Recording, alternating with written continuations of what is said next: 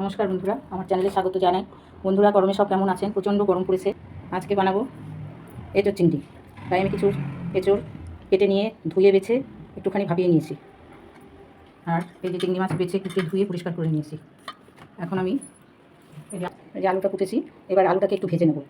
একটুখানি ভাপিয়ে নিয়েছি আমি আলুটাকে তাড়াতাড়ি হওয়ার জন্য।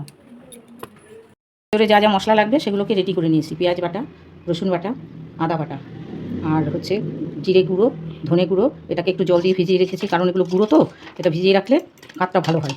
আর কিছু লঙ্কা পেস্ট করে নিয়েছি। ফোড়নের জন্য করেছি একটা শুকনো লঙ্কা, দুটো তেজপাতা, 4টে ছোটো এলাচ, দুটো দারচিনির টুকরো। এটা ফোড়নের জন্য নিয়ে আলুটা ভেজে নিচ্ছি প্রথমে। বন্ধুরা, আলুটা ভাজা হয়ে গেছে। টান করে কিছুটা তেল দিয়ে নিলাম। এবার এঁচোড়টাকে ভেজে নেব।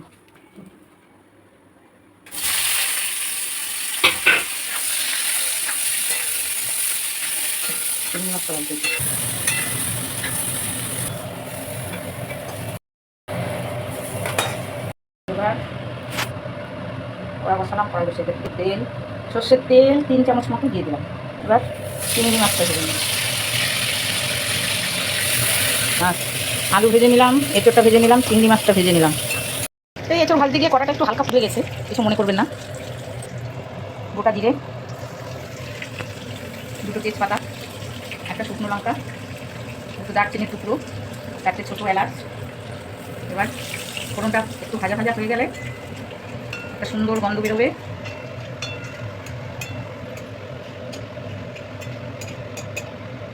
গন্ধ বেরিয়ে গেছে সুন্দর। এবার এর মধ্যে দিয়ে দিলাম আদা বাটা,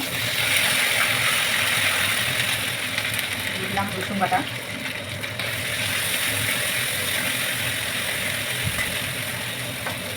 দিয়ে দিলাম পেঁয়াজ বাটা, দিয়ে দিলাম 2 চামচ লঙ্কা বাটা,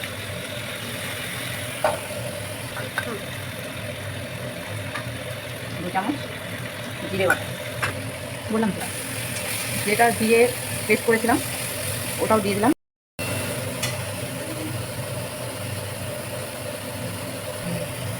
মশলায় যতক্ষণ না তেল ছেড়ে আসছে ততক্ষণ নাড়াচাড়া দিয়ে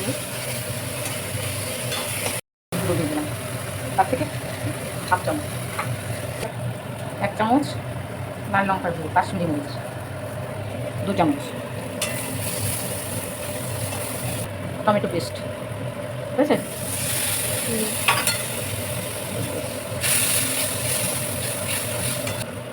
এবারে এঁচোড় ভেজে রেখেছিলাম, এবার এঁচোড়টা দিয়ে দেবো।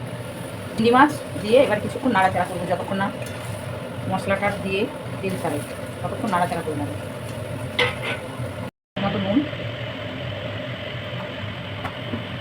আর দেবো 1 চামচ চিনি।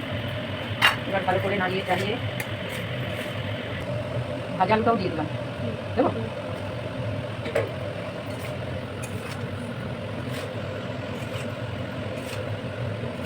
দেখতে পাচ্ছেন বন্ধুরা, আমার এটা বেশ কষা হয়ে গেছে, মশলাটার থেকে তেল ছেড়ে দিয়েছে। এবার আমি একটু জল দিয়ে ঢাকা দিয়ে দেবো।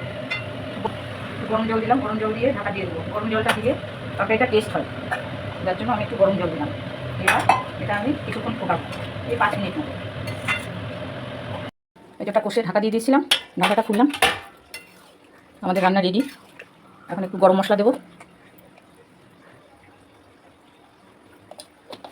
সামান্য একটু ঘি, স্বাদ ও গন্ধের জন্য সামান্য একটু ঘি দিয়ে নামালাম। হয়ে গেল আমাদের এঁচোড় চিংড়ি।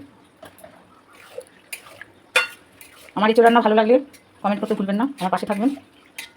আবার পরবর্তী রান্না নিয়ে হাজির হব আমার চ্যানেলে।